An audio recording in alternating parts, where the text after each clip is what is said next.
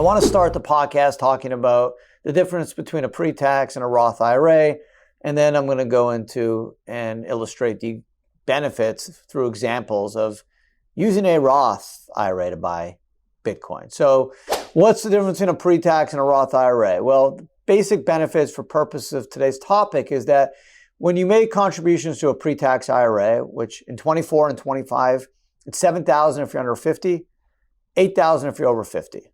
Okay. The advantage is you get a tax deduction for making a pre-tax IRA contribution, which is of course beneficial. When you pull the money out after 59.5, you have to pay income tax on what you pull out. If you pull the money out prior to the age of 59.5, you have to pay income tax and a 10% early distribution penalty. So unlike a pre-tax IRA, you do not get a tax deduction for making a contribution, but here's the big but, and here's the most important part. Once you're over 59.5 and the Roth has been open at least 5 years, it's all tax-free. Everything in that Roth IRA, all the gains, the income, the appreciation, all tax-free when you pull it out. Obviously, Bitcoin has been up about 150% in 2024. Give or take, depending on when you're watching this video or not, things can change, or listening to this podcast. But the idea is it's up at least 130% this year. It's probably been the best performing asset class. Okay, Ethereum's up less, around 100%. But since the Trump victory in November of 24, Bitcoin's up 40% plus. Okay, so imagine owning it on a Roth IRA. So I'm going to go through some examples, some historical context here, right? I'm not going to go all the way back to like 2010, right? Because most people didn't buy Bitcoin there. But I actually bought my first Bitcoin in 2015. So if you look at the price of Bitcoin, if you look May 2015, it was $223, right? So let's say in 2018, it pumped, right? It went up to 16,000. By December 26, 2017, it was around 16,000. Which was almost a high. It was at 19, it hit almost 20, right? And then it dropped again 2019. But on top of that, owning Bitcoin in an IRA, I think just makes sense. Now, I'm not giving anyone investment advice, right? I'm not able to. I'm just a tax lawyer. But if you think about it from a risk-reward perspective, owning Bitcoin in an IRA makes sense, especially a Roth IRA, because both Bitcoin and IRAs have a long-term investment horizon, right? If you're in your 20s, 30s, 40s, you can't use your IRA now anyways.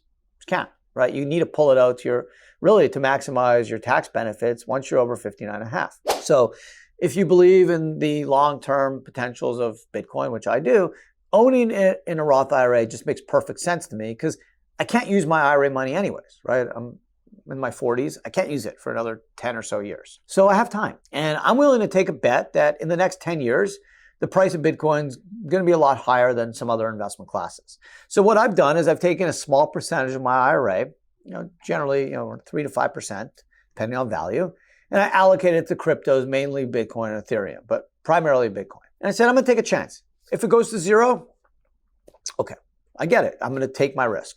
But if I hit a home run, I'm going to have it in a tax-free account versus if I bought it personally, I pay capital gains tax. Now, capital gains tax rates anywhere from 15. If you are a high income taxpayer, about 23.8%. And that's where it is now, right? I don't know where capital gains tax rates will be in 5, 10, 15, or 20 years. I think in the Trump administration, they're going to be either the same or lower, which is good.